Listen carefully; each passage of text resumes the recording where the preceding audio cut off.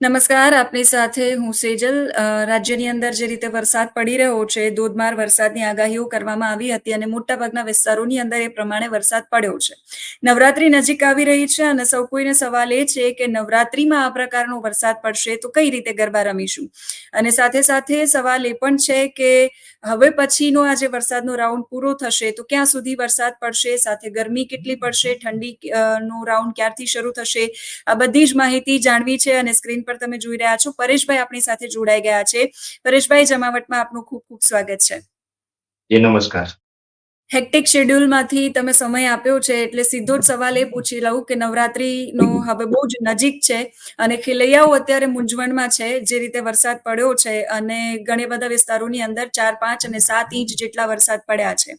હવે વરસાદની પરિસ્થિતિ શું રહેવાની છે, કેટલી સિસ્ટમ છે અને શું આ વરસાદનો રાઉન્ડ પતશે ત્યાર પછી ગરમી પડશે કે પછી ઠંડીનો રાઉન્ડ શરૂ થશે? અને દિવાળીમાં પણ વરસાદની શક્યતાઓ ખરા? સદરબેન, આમ તો જે આપણે સંપૂર્ણ અત્યારનું જે વરસાદ છે ને એની વાત કરશું, આગળના દિવસની વાત કરીએ. હવે આમ જોવા જઈએ તો જે 24 થી 30 સપ્ટેમ્બરનો વરસાદનો રાઉન્ડ અને એ પણ ગુજરાતની અંદર બંગાળની ખાડી તરફથી આ સિસ્ટમ આવે ને આ છેલ્લો વરસાદનો રાઉન્ડ અમે ગણી રહ્યા છીએ. જો કે આ છેલ્લો રાઉન્ડ પૂર્ણ થાય પછી પણ વરસાદો પડવાના છે, પણ એ બંગાળની ખાડી કે અરબ સાગરની સિસ્ટમ નહીં હોય તો કેવી રીતે વરસાદ પડશે એ સમજશું. પણ પહેલા તો જે આજે 29 સપ્ટેમ્બર થઈ ચૂકી છે, આવતીકાલે 30 સપ્ટેમ્બર એટલે આ રાઉન્ડ છે હજી આવતીકાલ સુધી રાજ્યના અનેક વિસ્તારોમાં વરસાદ જોવા મળશે.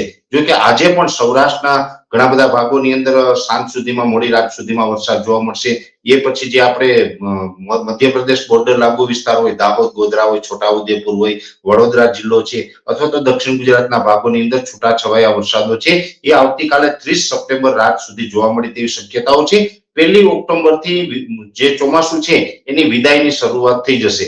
એટલે આમ જોવા જઈએ તો જે ઘણા સમયથી અમારું એક અનુમાન હતું કે 2024નું ચોમાસું છે એ લાંબુ ચોમાસું ગણવામાં આવશે. એ જ મુજબ આપણે આ લાંબુ ચોમાસું ચાલ્યું છે. આજે 29 સપ્ટેમ્બર થઈ છતાં પણ હજી રાજ્યની અંદર વરસાદો પડી રહ્યા છે.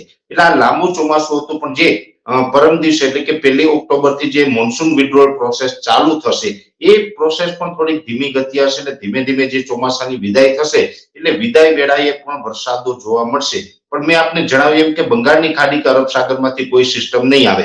જેવી રીતે અત્યારે જોવા જઈએ તો જે એક ચોમાસું પૂર્ણ થયું, એક મોટી સિસ્ટમ આપણી ઉપરથી પસાર થઈ, આ સિસ્ટમને કારણે 850 અને 700 એચપીએ લેવલે ભેજ રહી ગયેલું હોય. આ ભેજને કારણે નાની એવી લોકલ સિસ્ટમો જે બંધાતી હોય છે એ લોકલ સિસ્ટમોના વરસાદ આવશે.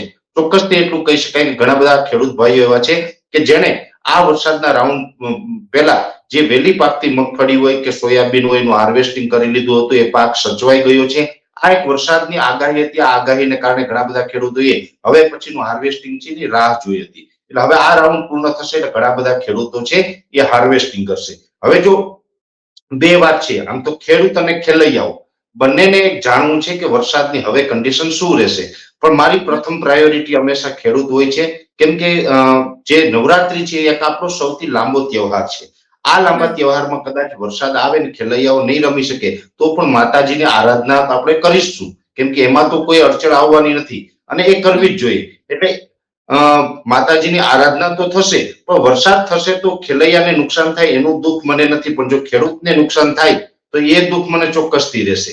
કેમ કે આ મોન્સૂન વિડ્રોઅલ પ્રોસેસ હશે ત્યારે પણ વરસાદો પડવાની સંભાવનાઓ છે, જેમાં ખાસ કરીને જે બીજી, ત્રીજી અને ચોથી ઓક્ટોબર હશે એમાં છૂટાછવાયા વરસાદો હશે અને એક 8 ઓક્ટોબર થી લઈ અને 3-4 દિવસ માટે ત્યારે પણ 8 થી લગભગ 11 ઓક્ટોબરનું સેશન હશે ત્યારે પણ છૂટાછવાયા વરસાદો પડી શકે છે. જો કે એ વરસાદો હશે એ સાર્વત્રિક નહીં હોય, છૂટાછવાયા હશે અને એ ટૂંકા સમય માટે હશે.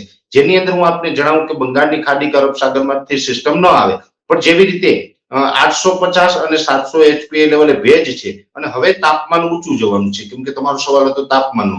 આ વરસાદનો રાઉન્ડ પૂર્ણ થાય એટલે તાપમાન ઊંચું જવાનું છે. અત્યારે મોસ્ટ ઓફ વિસ્તારની અંદર 30 ડિગ્રીથી નીચું તાપમાન છે, પણ જેમ આ વરસાદનો રાઉન્ડ પૂર્ણ થશે 30 તારીખે ત્યારબાદ તાપમાન ધીમે ધીમે ઊંચું આવશે એટલે લગભગ 34 થી લઈને 37 ડિગ્રીની રેન્જમાં તાપમાન જોવા મળશે.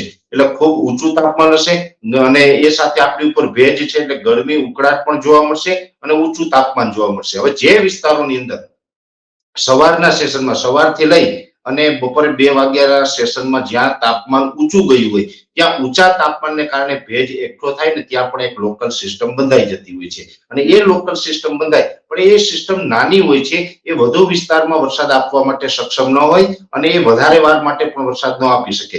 એટલે જે વિસ્તારમાં તાપમાન ઊંચું જશે ત્યાં લોકલ સિસ્ટમ બંધાશે તો એ વિસ્તારની અંદર લગભગ 30 મિનિટ 60 મિનિટ કે 90 મિનિટ એટલે અડધોથી લઈને 1.5 કલાક માટે વરસાદો પડતા હોય. જ્યાં વરસાદો પડશે ત્યાં ગાજવીજ અને પવન સાથે પડશે, પણ એ છૂટાછવાયા વિસ્તારમાં વરસાદ હોય. જે સિસ્ટમ બનેલી હોય તે જગ્યાએ તે લોકેશન ઉપર વરસાદ પડતો હોય ત્યાંથી 5 કિલોમીટર આગળ ધૂળ ઉડતી હોય ત્યાં વરસાદ બિલકુલ ન હોય. એટલે આ ટાઈપના છૂટાછવાયા વરસાદો છે એ ગાજવીજ અને પવન સાથે જોવા મળે તેવી શક્યતાઓ છે, જેમાં 2 પાર્ટની અંદર કે બીજી, ત્રીજી અને 4 ઓક્ટોબર અને બીજો રાઉન્ડ હશે એ 8 ઓક્ટોબર થી લઈને 11 ઓક્ટોબર આસપાસનો જે સેશન હોય એ સેશનમાં છૂટાછવાયા વરસાદ હશે.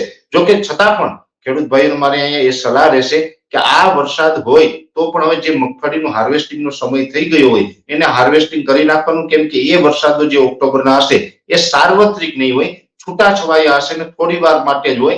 મંડાણી વરસાદ હોય એટલે એનાથી આપણે કોઈ ડરવાની કે ગભરાવાની જરૂર નથી. અને આ જે મોન્સૂન વિડ્રોઅલ પ્રોસેસ ચાલુ થઈ રહી છે એ 1 ઓક્ટોબર થી લઈ અને આમ તો 19 ઓક્ટોબર સુધી આ મોન્સૂન વિડ્રોઅલ પ્રોસેસ ચાલવાની છે. અને આ આગાહી પણ લગભગ ચોમાસાની શરૂઆતથી અમે કરતા આવ્યા છે કે ઓક્ટોબર મહિનામાં આ ચોમાસાની વિદાય થશે ત્યાં સુધી ચોમાસું ચાલશે, લાંબુ ચાલશે.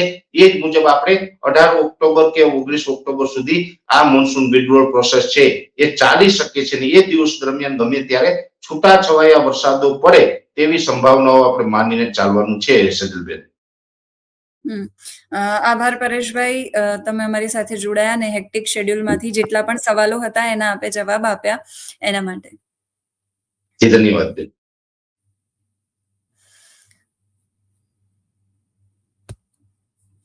તો આ હતા પરેશભાઈ ગૌસ્વામી કે જેની પાસેથી આપણે સતત અપડેટ મેળવતા રહીએ છીએ હવામાનને લઈને. અને આજે વરસાદનો રાઉન્ડ છે, 30 તારીખ સુધી આ વરસાદનો રાઉન્ડ રહેશે, પછી તાપમાન ઊંચું જશે અને પછી ગુજરાતની અંદર છૂટાછવાયા સ્થળો પર વરસાદી ઝાપટા પડશે એવી પણ આગાહી કરવામાં આવી છે. હવામાનને લગતી સતત તમામ અપડેટ્સ જે આવતી રહેશે તમારા સુધી પહોંચાડતા રહીશું. એ હવામાન નિષ્ણાંતોની પ્રતિક્રિયા હોય કે હવામાન વિભાગની પ્રતિક્રિયા હોય, જે પણ અપડેટ હશે તમારા સુધી સતત પહોંચાડતા રહીશું. તમે અમારા સુધી પહોંચાડતા રહો. તમારા ગામ, તમારા વિસ્તાર, તમારા જિલ્લામાં કેવો માહોલ છે, વરસાદ વરસી રહ્યો છે કે નહીં, વાતાવરણ છે કે માહોલ કેવો છે, બધું જ તમે લખીને કમેન્ટમાં અમારી સાથે જમાવટ સાથે જોડાઈ શકો છો. અત્યારે આ વિડીયોમાં બસ આટલું જ. નમસ્કાર.